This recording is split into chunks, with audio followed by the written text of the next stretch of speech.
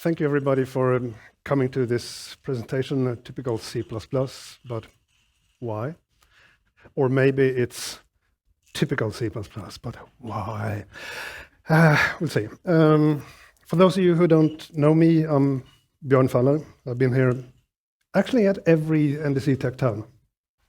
So it feels good to be back.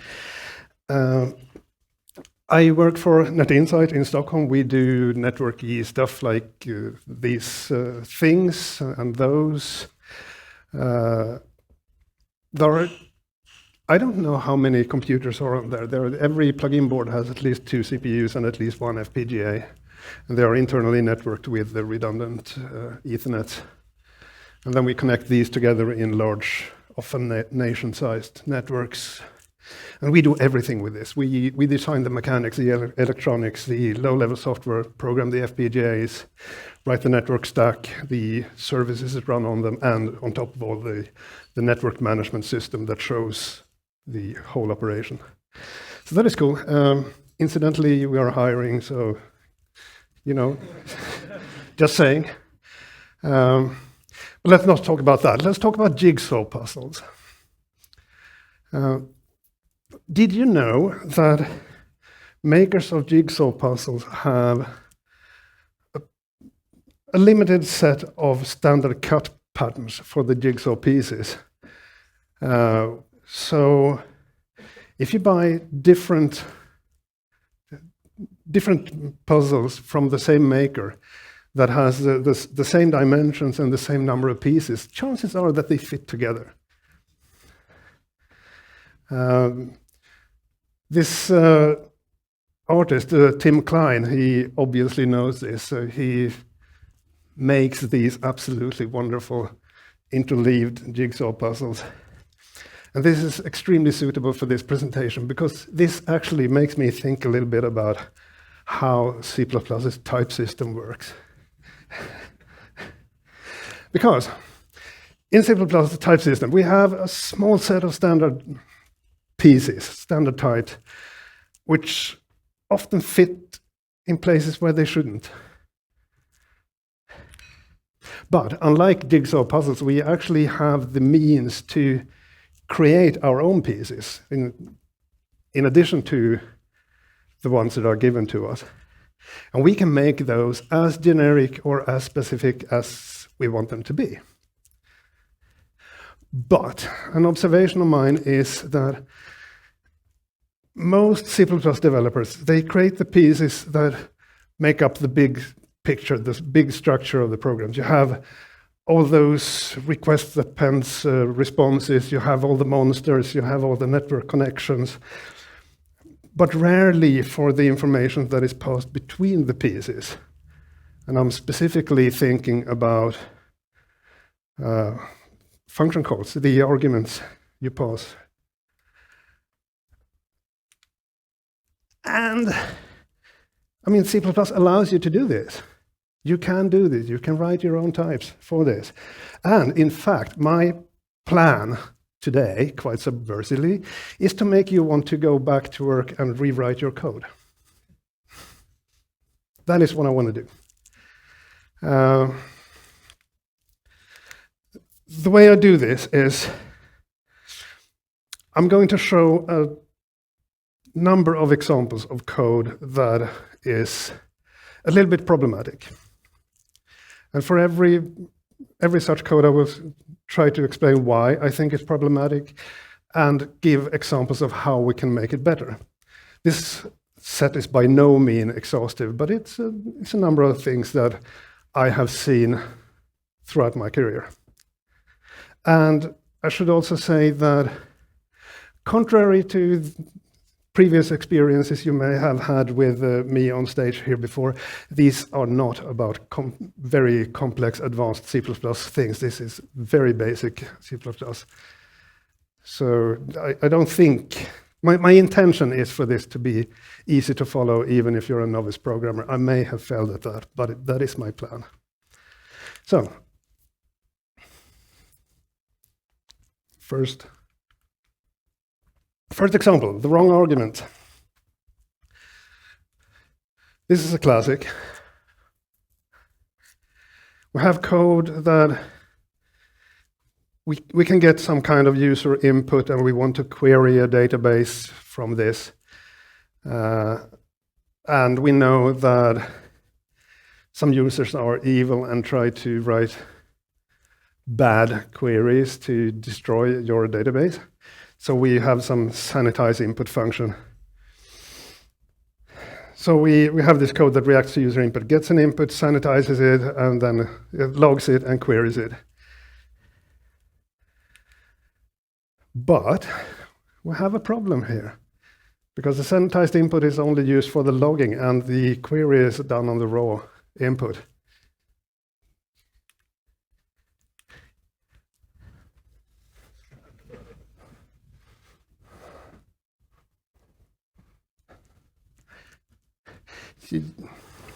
You don't want to write code that makes you end up on an XKCD comic. You don't want to write that code.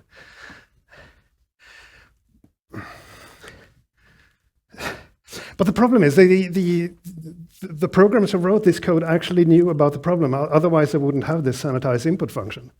They knew about it, but it slipped. Anyway, you don't get any warning for this from any compiler, because sanitized input is used. It's used in the logging, so it's not an unused variable. So from the compiler's perspective, everything is fine, not even the slightest bit suspicious. So what can we do? Well, one thing we can do is we can make a very small change. We can say that sanitized input returns a sanitized string, and the query user data uses a sanitized string, not a std string. And we can do just this, super simple, just a struct that contains the actual string. And when we try to compile this code, we get this. So just by this extremely simple action of creating a new struct that holds the value that we want, we have transformed a problem that was a debugging session, or maybe just some head scratching after a failed unit test, into a build error. I prefer the latter. So we don't really need to do a lot to make improvements. But we can do it better. We can do it even better.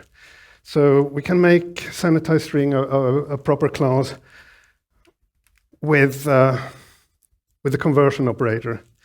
I don't know if you're familiar with conversion operators. The way it works is like this. In this case, I have a class C, and I have a function int, and I'm calling function work that takes an int, and I'm calling work with a C. Now, a C is not an int, but the compiler looks, is there a way to make an int out of a C? And it does this by looking for a conversion operator, and that is the operator int here. So the compiler in this case C said, aha, C has a conversion operator to int. Now I know how to make an int out of a C. So it calls a conversion operator and gives the result of that to the function work. Unfortunately, since we have this proud tradition in C++ of having all the defaults wrong, the conversion operator is implicit by default, meaning that it's very easy to accidentally get an int.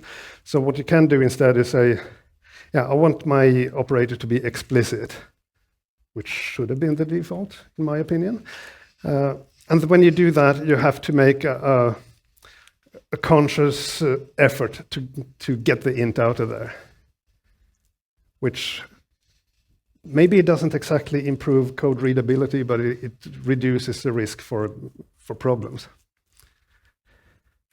So with that, we can look at this thing where we have the string, the original string, but it's a private member, so no one can change this one by accident or create an illegal value.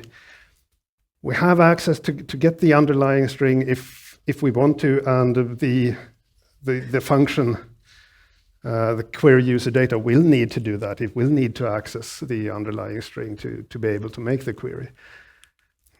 But we also have this constructor that is explicit, and in case things are completely bonkers, it can throw.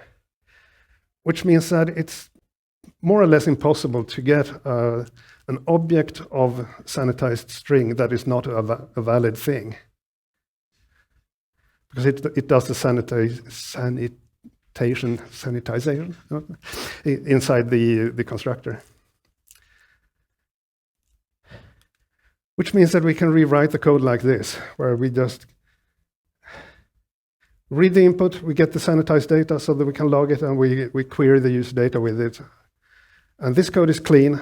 There are no ifs, no checks, whatever. It's just there. Either the sanitized string constructor throws, in which case it's somebody else's problem, or we have something that is valid to query.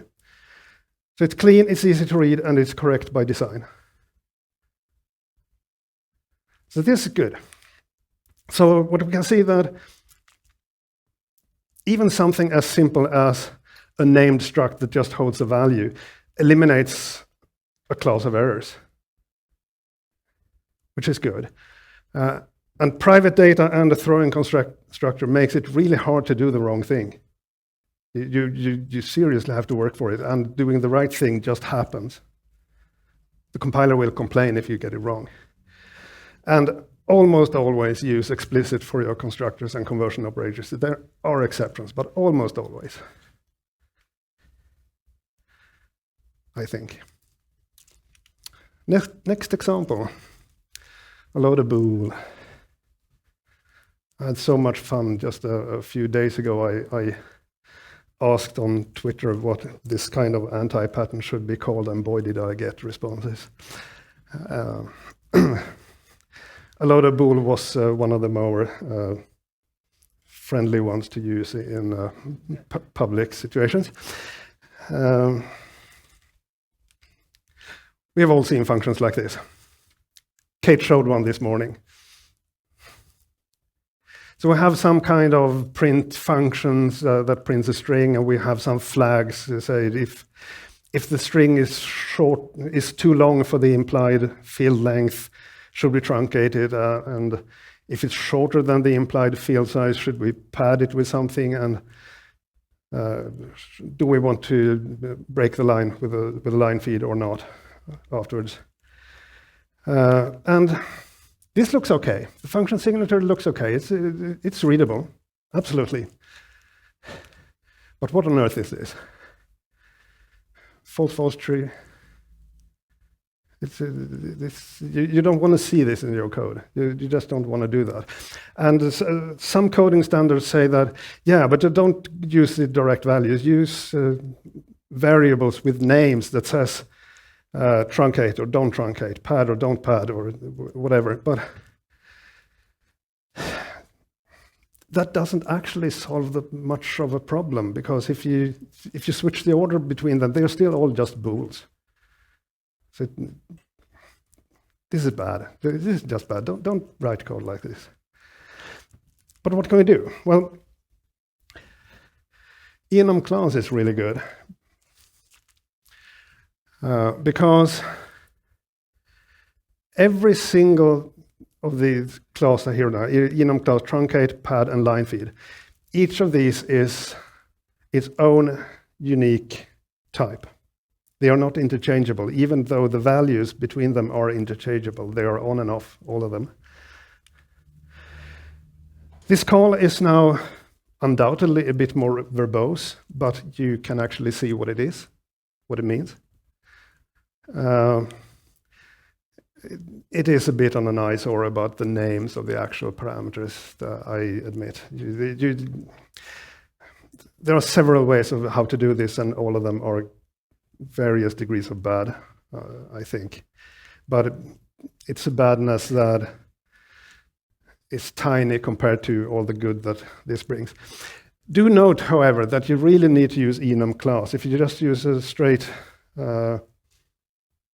C-style enum, you have just made a glorified int and you have not solved anything.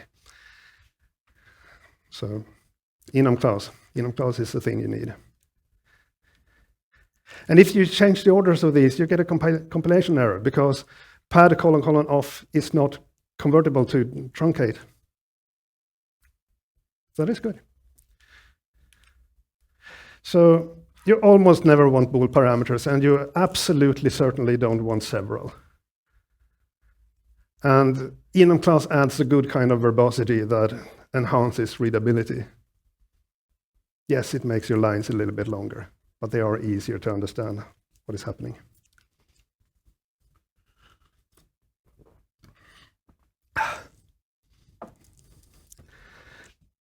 This piece is called the where rabbit, by the way.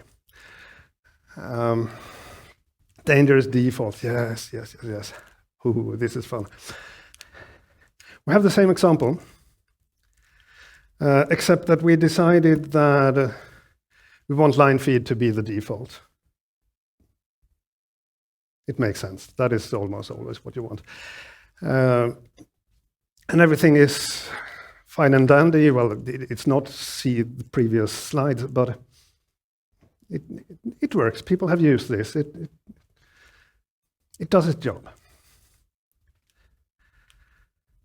And after some time, we realized that having an implied implicit field size was maybe not the wisest decision. So we expanded with a field size parameter. Can anyone see the problem? See some nods. Yeah, this compiles. This is great. We're calling print with a field size of 0, a trunk of false, and pad of true. And line feed is true by default.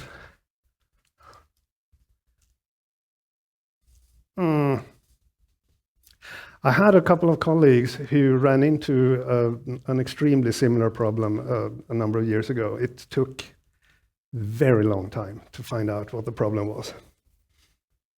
Ideally, this should have been caught in unit tests, but if my experience is anything to go by, then most of your unit tests are not strong enough. Sorry. And for those who don't feel insulted by what I just said, then great for you. But what can we do? Well, we can actually go back to the enum clause, because that does solve the problem, except that now the parameter list became so long that it's not slide-friendly anymore. But this main program now that calls foo without having taken this field size into account becomes a compilation error. This is good.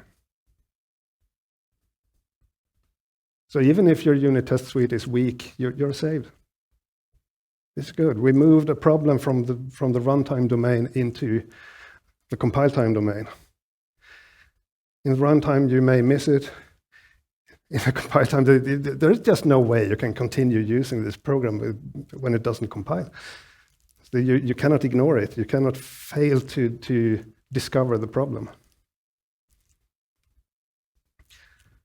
So the lesson here is, Kate touched on this in the keynote this morning, but it's don't have adjacent parameters of not just the same type, but types that are convertible to each other.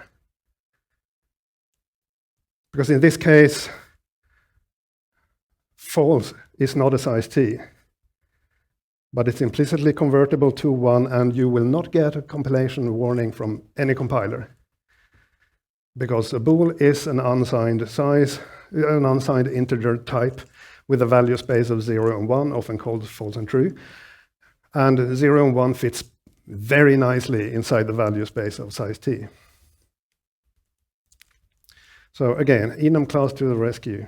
Now each of them are unique and not interchangeable types.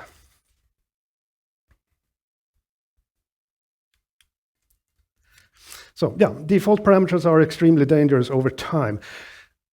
That is a difference. This was a function that failed after an intended minor change. It wasn't something that was wrong when we originally wrote it, but we made a change and we tripped a terrible problem. But by making sure that the parameters are of types that are not interchangeable, it doesn't matter. The compiler will notice when we make the change that would have broken our code. So ensure that you use types that are different.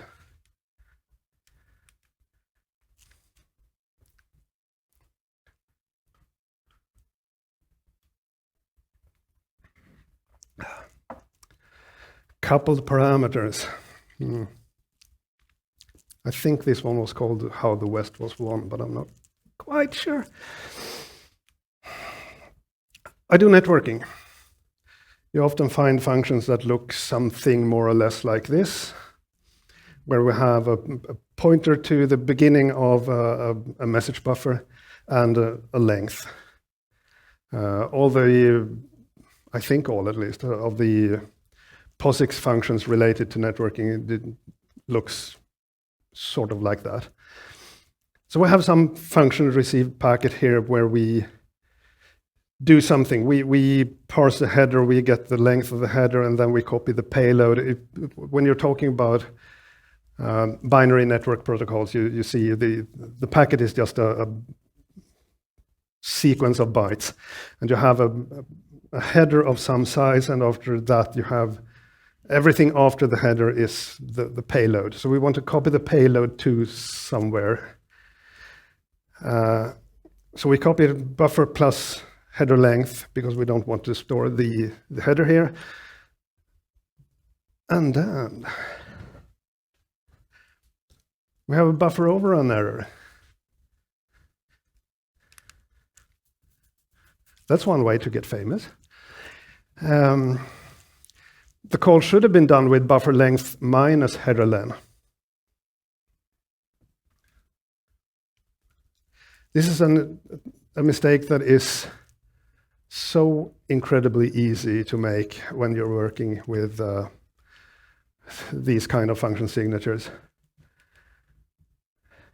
Probably everyone who's ever dealt with these kind of low-level binary packets have made at least once in their career. I see some nodding. But the problem is that these two parameters are not two things. They describe one thing. They describe a contiguous range of memory that can be inspected. So what is better is, of course, to represent that as one parameter. So one thing we can do is we can have a buffer view type. And I'm using const public data here because it's super simple, because you just initialize it with the values and then you know that you have them. They will not change. No one can make this become compromised in any way. And then we have functions to create new buffer views that are subviews into a prefix of some length or whatever comes after the prefix. You have a choice here of what to do if if you're outside the boundaries. You may choose to terminate. You may choose to throw an exception. I choose to truncate. What is right depends on many things, but make a choice. And then the program can be much easier. So we just say, my receive packet function takes a buffer view for a packet, and I parse the header, I get the header back. And then I call copy payload load with a packet with a suffix after the header length. It's a lot easier to understand what is meant to happen here, because the code actually says copy the suffix after the length of the header. It really just says exactly what you want to do. And there is a reduced risk of error because you don't have to deal with these arithmetics distributed throughout your code base. You have it in one place, or two, maybe. And so in the case you make an error, you fix it in one place and then you're done. So this is, in my opinion, a lot better. And this trick of having immutable data and creating new data from it makes it much easier to reason about your code, because consts don't change during the lifetime of their scope. But immutable members can be problematic. For example, if you want to store several of these buffer views in a vector, say, here are the packets I have, and some functions in vector requires that the members are assignable, and you cannot assign to something that is const. So an alternative way of doing this is to have a somewhat more complicated buffer view that has this start and length as members. And there are no, currently they are private and they are mutable. But by making them private, it's not so easy to get them wrong from the outside, from a user of the buffer view class. And all of the member functions, every single one of them is const. So they promise to not change this. I added begin and end functions that gets us access to the data to inspect it, and I choose begin and end because they are very friendly for a range-based for loop. You can just say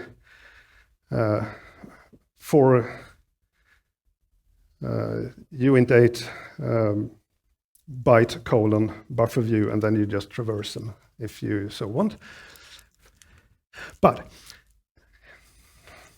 after you have written this, sit on your hands a long time, stare at the code, and think, do I really need more? And the answer is no, you don't.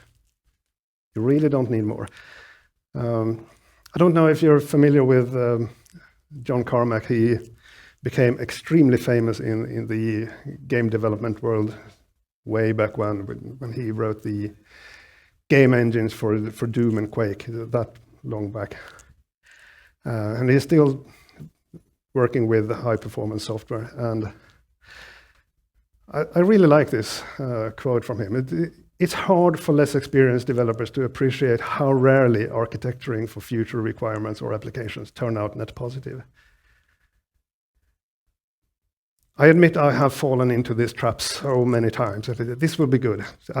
Someone will need this. This will be useful. It isn't. Just don't write it. So write exactly what you need right now. It's not cast in stone. It's software. You can change these. So when you later, a few months down the line, realize that you're missing a function, then add it. It's okay. You're allowed to do that. So the really important thing here is to see that when you have several parameters that together describe one thing, that is a problem, and you try to figure out a way to model this one thing in one type. Future you will thank you, and your colleagues will thank you a lot.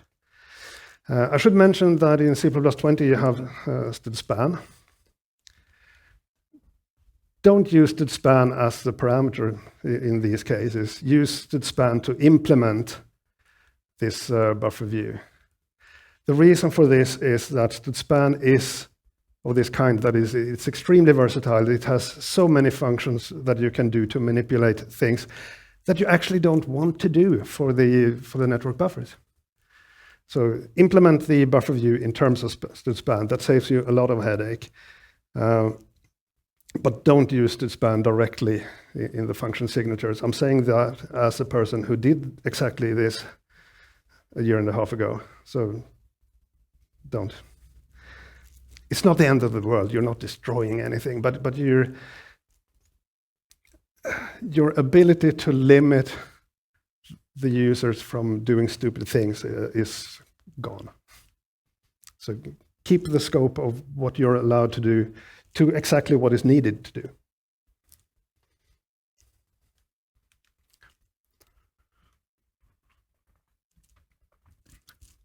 I've forgotten the name of that piece.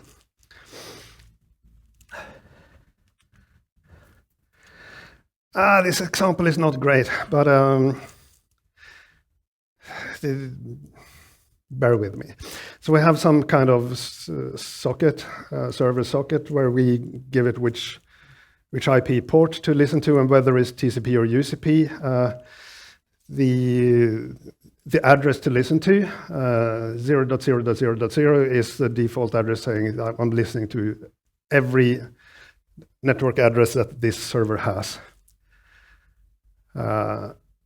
And maybe I want to actually receive a multicast stream. That is not usual, so it's a std optional that defaults to null opt. And maybe I want to be able to choose between these sockets being blocking or non-blocking I/O.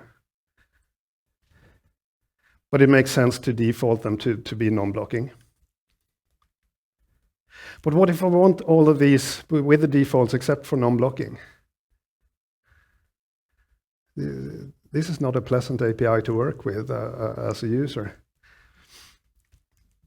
But what you can do is you create a config struct. I think this situation is most common in configuration cases where you have a large number of things that you can tweak and they have defaults that make sense, but you occasionally want to change a few of them. So now we can just transmogrify this parameter list into members of this struct and say which port, TCP, string view for the address and the multicast, etc., etc. And we use member initializers for the defaults. So if you just create a config, everything will be as defaulted here. And we can call our constructor in this case with just saying exactly the things we want. We want port 1666, we want the address to be localhost, and we want non-blocking. And everything else is what was the default. This is using C++20 designated initializer lists, which makes life so nice. You really want these. If you don't have C++20 yet, which you should, but if you don't, you can just create an instance first as a local variable, and then you change the values that you need to. It's not the end of the world, and this is something that compilers, if you're worried about the performance of this, hint, you're calling the constructor for a socket, so it doesn't matter. But if you are, the compiler is really good at optimizing this. But omitting port is not an error. It is, if you create this without giving a value to port, this is extremely well defined by the language, what happens, what it means. So compilers don't warn. That is almost true. MSVC, I have not been able to get MSVC to warn me for this, regardless of what flags I've tried. The same with Clang. Clang is perfectly happy with this. GCC warns almost always if you have compile with W extra. Almost always. The exception being if you just default construct the whole config, then it says absolutely nothing. So this is a little bit of a problem, I think, because it's a really bad thing to not be explicit about what port is. So how can we do that? How can we ensure that the caller of this gives us a port? Well, here is the most advanced C++ I'm going to show today, because it's a template, and Kate noticed this morning that it's only the front row that likes writing templates. So I have a template class, a class template, sorry. A class template must init of t, and we have a must init constructor that takes a t, and we do not write a default constructor, and neither will the compiler write one for us, which means that a must init of t is not default constructible. We have access operators, conversion operators for the underlying types, for the underlying value, sorry. And now I just violated what I said a few slides back, saying that you almost always want these to be explicit. And in this case, I think it doesn't matter. Sure, write them explicit if you want to, it's not wrong. But I think in this case, it doesn't matter. If I want a must init of int, then for all practical purposes, I just want an int, except I want to ensure that it is initialized. So it's, in this case, at least, it's not a problem that they are implicit. So I can rewrite the config struct to have a must init of uint16t. And what happens now if I forget to initialize it is a compilation error. So that is good. That is what we want. You have now an interface that is easy to use. You express exactly the things you want to express, and getting it wrong is really hard. That is good. So creating structs with parameters is especially helpful when many of them have reasonable defaults. Typically, it's configuration, in my experience. And the technique is extra useful since C++20 because the designated initializer syntax is just so nice.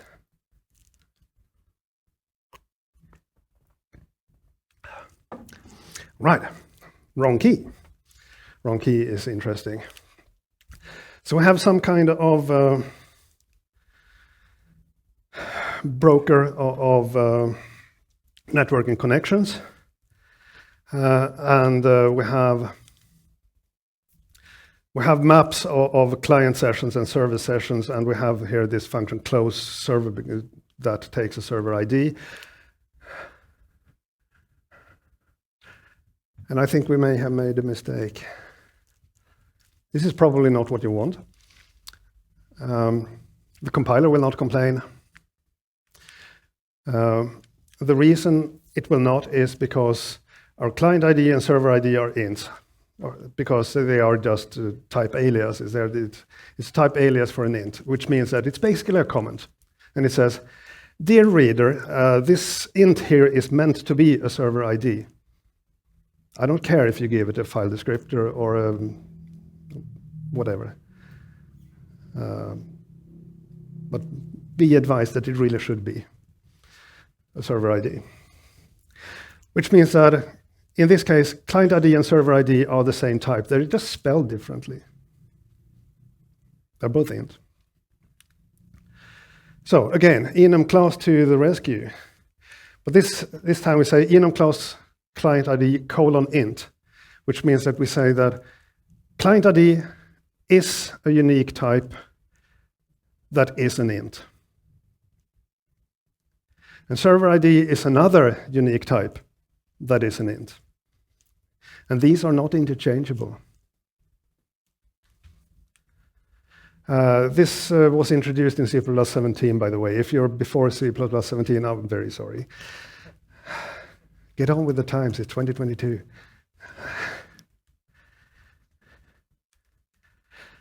In this case, we get a compilation error here saying, oh, you're trying to close a client session with a server ID. That doesn't work. Again, we have moved a debugging session in worst case, or in best case, a failed unit test into a compilation error. This is good. Another observation is that there is some redundancy here. We're closing a server with a server ID on which we call the server session arrays. So it's a server-server thing and a client-client thing. And we already have all the information we need in the type, because these aren't just comments, these are actual real types. Which means that we can, if we want to, use overload, say just close session of a server ID or close the session of a client ID. Whether you want to use overloading here is dependent on context and of preference, I guess. But since these are unique, non-interchangeable types, you now have the choice. When there were just type aliases for int, you did not have that choice.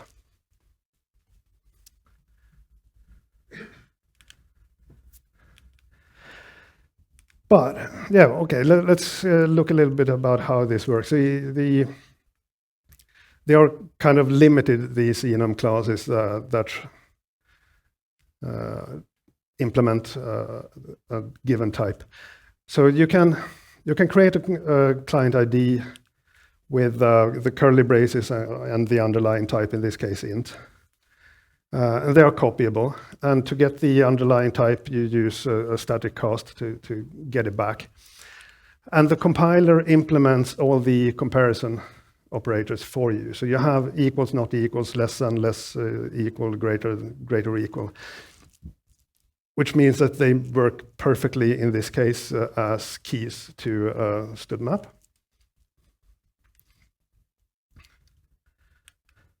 But we may have a problem if we go on and say that maybe identifying these as ints was a mistake. Maybe they should be strings.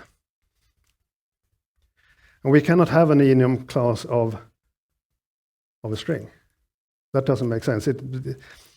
Well, you can argue that it could make sense, but it doesn't. Enum class works only for the built-in integral types. That is all you can do. So how do we handle this if we really want our client ID and server ID to be identified by strings? Well, we can create a server ID class. And you're probably beginning to see a pattern here. So we have an explicit constructor, we have a conversion operator to get the underlying string, which can be useful in some cases. And we use the C++20 Starship operator.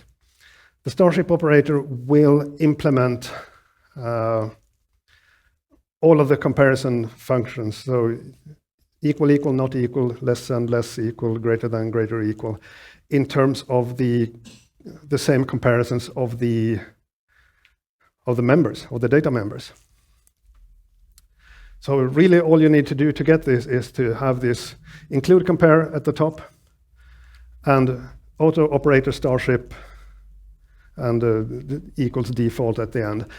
If you have several members, they will be in the ordered comparisons will be in lexicographical order, in the order they are written as members, which might be important to know.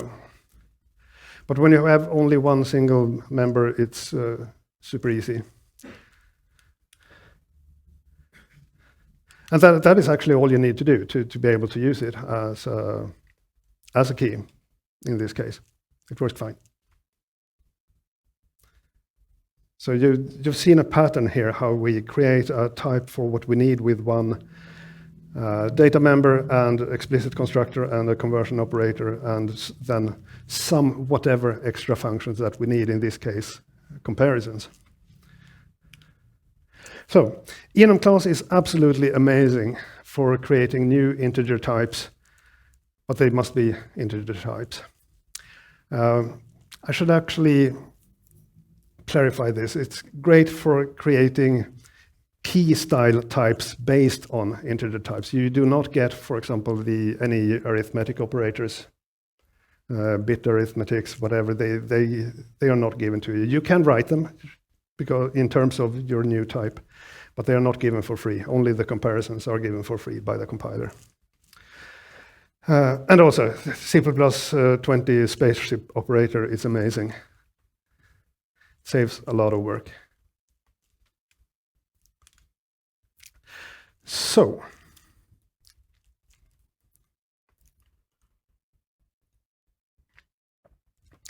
by using types, by writing types, you reduce the risk of calling functions with the wrong values. You reduce the risk that dependent values diverge. I'm thinking specifically about this example with the network packet buffer, which is, it's one thing. So merge those into one types. It makes it easier to manage defaults, and this is both in the case of the configuration and in the case of functions that have some default parameter. They can be used to help prevent uninitialized data, as you saw in this must init template. All of this is so much more convenient if you use C++ 20, so please upgrade to C++ 20. It will make your life easier a lot. These types that you write also makes your APIs more expressive. They are expressed in terms of what you want to happen. This is good. And here's an important thing to know. Unless you're writing code for something that you are extremely familiar with, you normally don't know what types you will need. You discover this as you work. And when you discover that, hey, this should be a type, you write that type, and you go back to the rest of your code base and incorporate that type. And then you continue developing and you discover another type. So you write that type and you go back and introduce it to the rest of your code base. And what happens over time with that is that your code gradually, magically becomes easier and easier to maintain. Have you heard about code rot? That your code starts with a fairly clean and nice design, and you implement it, and then reality hits and you fix bugs and everything becomes more and more convoluted. Everything depends on everything. It takes longer and longer to fix problems. It takes longer and longer to add new features. This is not the case if you're doing this. I used to believe in code rot. In fact, I have stated as a fact that code becomes impossible to maintain after a number of years of evolution. This is wrong. I was completely, utterly wrong. The important thing is to, when you discover things that is a more expressive way to do it, then you do it. You introduce a new type. You refactor your code to use the new type. And the code starts to speak to the reader in terms of the problem domain, instead of in the details of the mechanisms used to solve the problems in the domain. Which is important. It makes your life so much easier. The code becomes just easier and easier to work with as you discover more and more of what the actual terms of the problem domain are. Which I think reflects a lot to Kate's keynote this morning. If you want to learn more, unfortunately it's not out yet. I strongly recommend that you watch this talk by Shandar Darga about strongly typed containers that he held at C++ on C earlier this summer. Unfortunately, it premieres on September 18, so it's a few weeks out. This is also not an advanced C++ talk at all, but it goes through a number of the benefits and the traps when making types for containers. So go watch that one.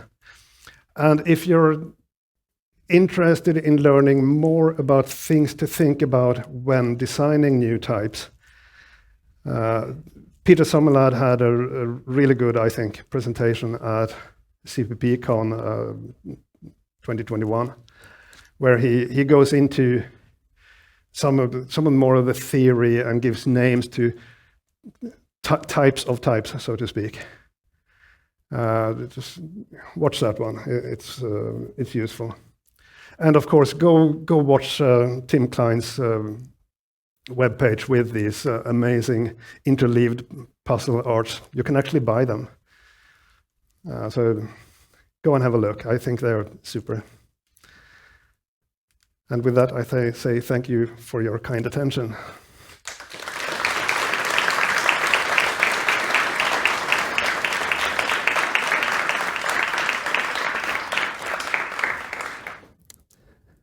Questions? Tomatoes? Okay.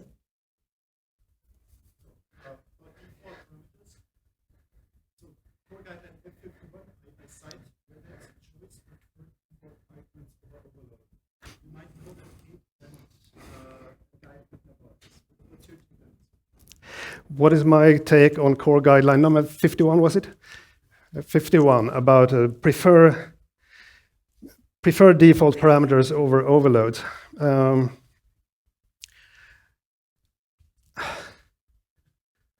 You're evil.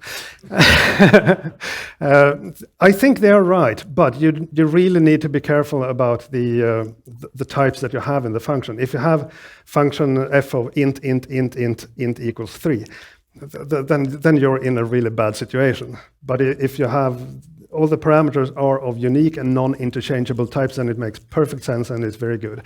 The reason for that guideline is who here interviews developers for your company? A few hands, yeah. Have you ever interviewed someone who says that they are a C++ expert? Yeah. Have you asked them to describe the rules for overload resolution? That is why that rule exists, because no one knows the rules for the overload resolution. Other questions?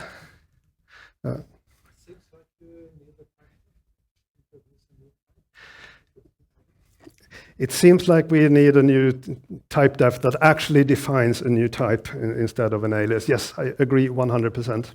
It would be great. We don't have it though. Anders?